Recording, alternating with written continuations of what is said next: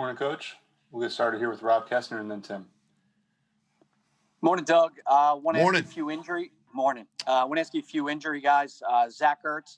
What are his chances for Sunday? And then we saw Fletcher Cox pop up on the injury report this week. How's he feeling for Sunday? And Darius Slay as well.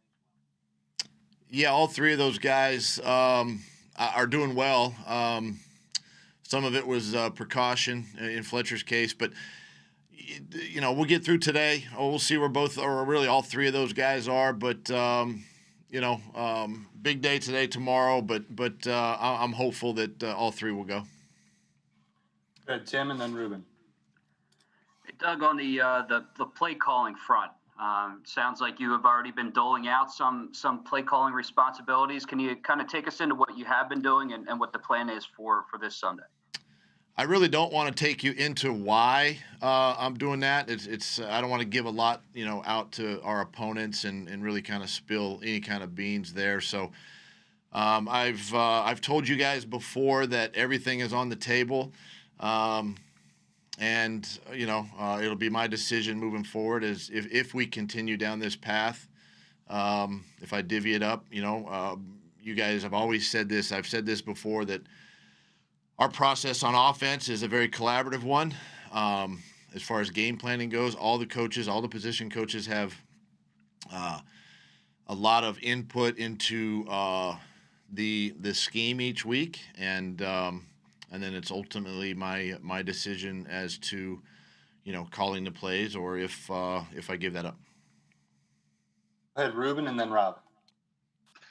Well, can I ask how you feel like it's gone in the situations where you have divvied it up? Great. It's been going good. It's been smooth. The transition's fine. It's okay. It hasn't been a lot, but something I'll consider each week. Go ahead, Rob, and then John McMullen. Doug, we've talked about growing pains with the young, inexperienced receivers, growing pains with some of the young offensive linemen. As far as that collaborative process with new voices in the offensive coaching room, could there be some growing pains that you guys are still trying to adjust to, especially when you didn't have an off season together and any of the OTAs and all that stuff?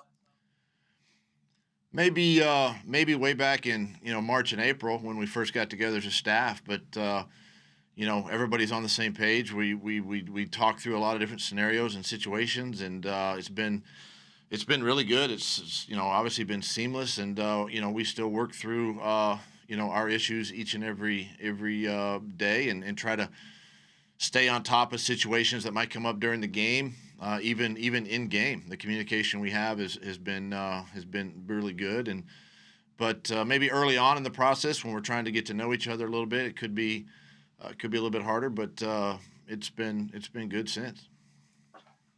John, and then John Clark. Hey, Doug, just to go back to the play calling again, which I'm sure you'll be thrilled about, but is this something new that you've done, or have you done it in the past? Is there any difference? Have you done short periods where other guys have stepped in, or is this new? As I've said before, and I'll say it again, everything is on the table. I have to look at a lot of different things. We're struggling as an offense, and I look at myself first and foremost. And so, again, without getting into, I'm not going to get into a lot of detail with it and depth in it. It's my decision if I decide to do it again this week. So, but I have to, and I've said, everything is on the table, myself included, and that's it. John, and then Dave. Morning, Doug. I was wondering if there is a chance Jordan Howard plays this Sunday. Well, I guess there's always a chance that any of our players can be up and active. We travel all the practice squad players, and obviously now we're limited there too. With the new protocols that are in place, but there is a possibility.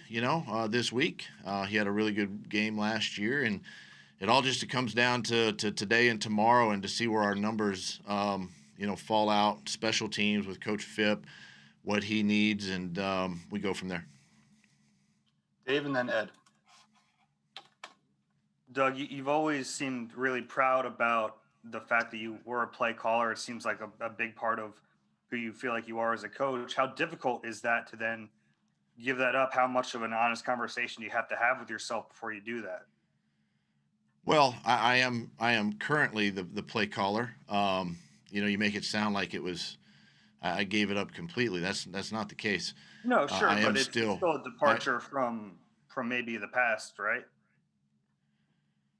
Well, listen, I'm still the play caller, and again, I have to if I'm going to be part of the solution to our offensive woes, then I'm gonna be part of the solution, and whatever that takes, and whatever that looks like, whether it be elements of the game plan, calling plays, or maybe whatever it might be in game. But ultimately, these are my decisions. As we move forward, and it is something that I have to dig deep and kind of soul search a little bit, because I love doing it. Don't get me wrong; it's a lot of fun. It gives you a lot of joy and excitement when you do it and you do it well. But again, I'm going to keep it internal and focus on the team. Ed and then Martin.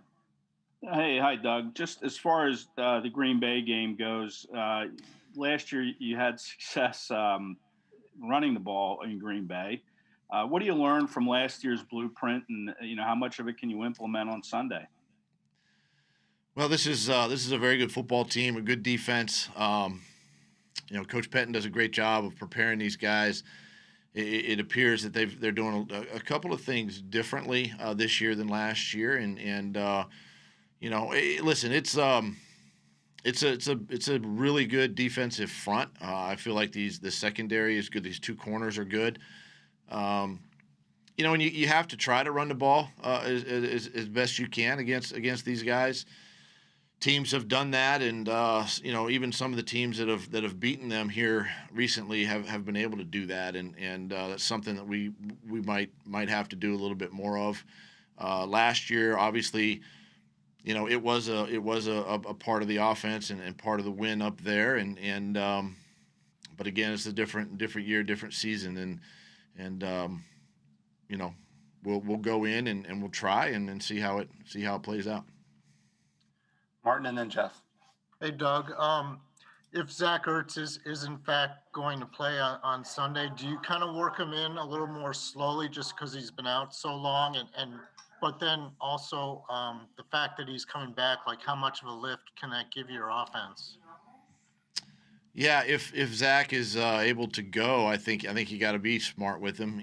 Just like we have with guys that have returned to play a little bit, especially guys that are in these skill spots that are running a ton and can become fatigued throughout the game. We got to be smart with him. But I think he gives obviously a boost to the passing game. He's obviously a target of Carson's and something that we've had success with that.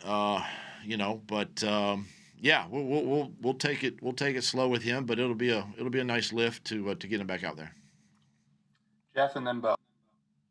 Doug, how much has Carson's feelings, his psyche, factored into how you've had to balance your usage of Jalen Hurts? Well, I mean, I do consider Carson, obviously, because it is a quarterback change, for a play or two.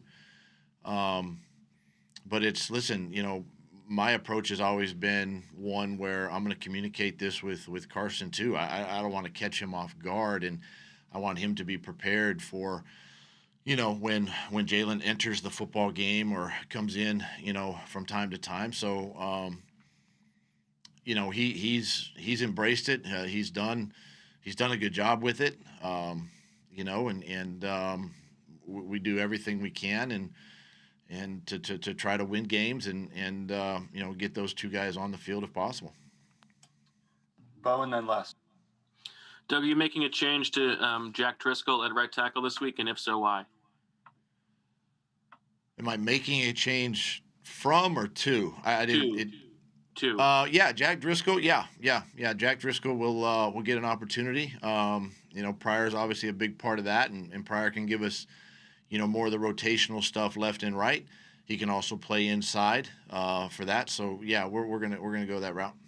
Driscoll had an injury he was dealing with. How was he throughout that process? What have you seen from him? He's great. Yeah, he's feeling good. Go ahead, Les, and then Zach. Hey, Doug, I was actually going to ask about Jack Driscoll as well. What does he give you there at right tackle? Why would it be good to get him in there in that spot? What he has shown when he's in there. Obviously, he's a tough kid. He's a smart kid. And does some really good things. Good athlete in there,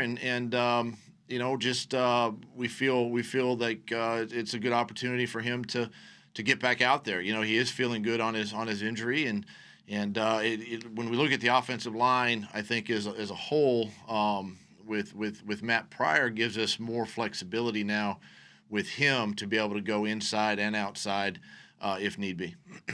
Thank you. Zach, and then Jamie. Hey, Doug, on the topic of Driscoll starting and then you made the Will Parks move, which essentially moves Kayvon Wallace up the depth chart. Is there more of an effort here in the final month of the season to play these rookies and to see what you have in them?